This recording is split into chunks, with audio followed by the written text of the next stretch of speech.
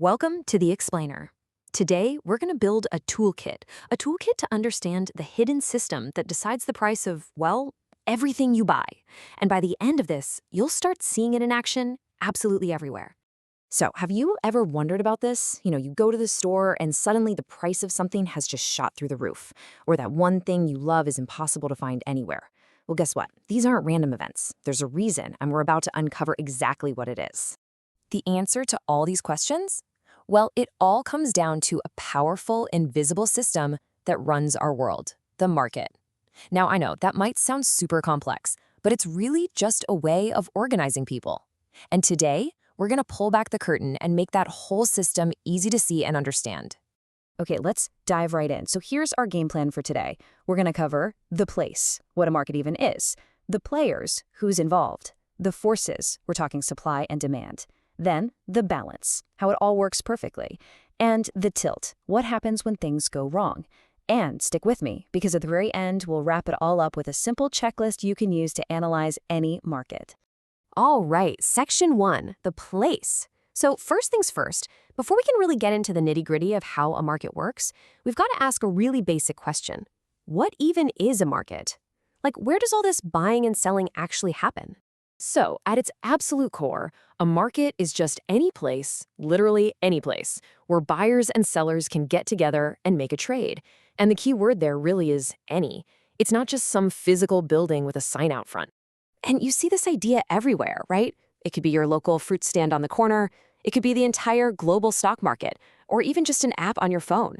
The main takeaway is super simple. If people are trading, hey, you've got a market. Okay, so now that we've nailed down the where, let's talk about the who. Because every single market, no matter what it is, has two key groups of people at its heart. So let's meet the players. It's pretty straightforward, really. On one side, you've got the buyers, that's us, consumers, but also other companies, anyone who wants to buy something. And on the other side, you've got the sellers, the people and businesses who actually make and supply all that stuff. Okay, and this is where it gets really interesting. Look at their goals, because they're complete opposites. Buyers, well, they create what we call demand. And pretty simply, they want prices to be as low as possible. But sellers, they create the supply, and they want prices to be as high as possible. And that fundamental conflict, that push and pull, that's the engine that makes the whole market run. So this natural tension, this little battle between what buyers want and what sellers want, it creates two incredibly powerful forces. And you've heard these words before. They're called supply and demand. And believe me, these two forces literally determine the price of everything you can think of. The best way to think about it is like a giant game of tug of war. You've got demand on one side, pulling the price down, because, hey, we all want a good deal, right? And then you have supply on the other side, pulling the price right back up because sellers, they want to make a profit. It's a constant battle between what we're willing to buy and what they're willing to sell. And here's what that whole tug of war looks like on a graph. Check out that line sloping down. That's demand. It just shows that as the price goes down, people want to buy more of it. Makes sense, right? And that line sloping up, that's supply. As the price goes up, companies are way more excited to sell more. So, okay, with these two powerful forces constantly pulling in opposite directions, how does a price ever actually get decided? Well, the answer is pretty cool, actually. It all happens right where those two forces meet in the middle, at a perfect point of balance. And this balance point has a name. It's called market equilibrium. It's that sweet spot, that X on the graph where the two lines cross. And at that exact price, something kind of magical happens. The number of items sellers want to sell is exactly the same as the number of items buyers want to buy. Yeah, the best analogy is just a perfectly balanced scale. Nothing's left over, nobody goes home empty-handed. Everything that was made gets sold. It's the moment when the market is working with perfect efficiency. It really is the sweet spot. But of course, we all know the real world isn't always so perfectly balanced. So what happens when that scale gets tilted? What happens when things go wrong? Well, this is where you get the shortages, the empty shelves, and all the frustrations we see in real life. Okay, so if the price is set too low, way below that balance point, you get a shortage.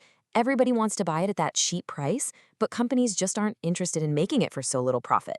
Think about those hot concert tickets that sell out in like 30 seconds. But if the price is too high, you get the exact opposite, a surplus.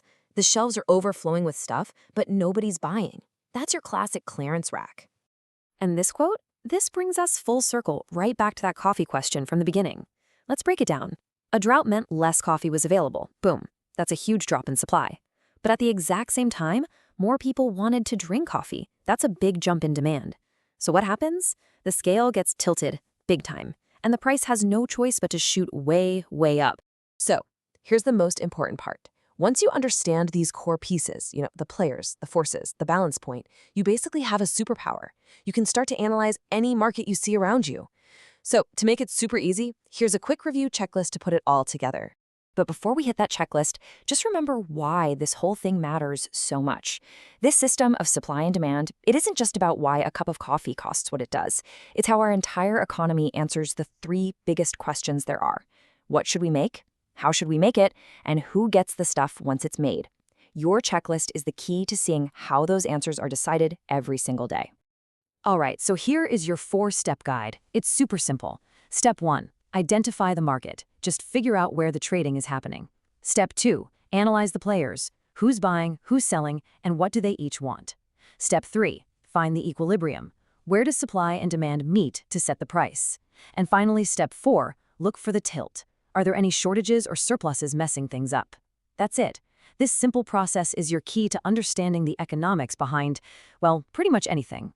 So there you have it. You now have the toolkit, the secret code behind why things cost what they do. So the next time you see a crazy price change or can't find something on the shelf, you won't just be confused. You'll know exactly what forces are at play. Now you have the tools, so the only question left is, what market are you going to analyze first?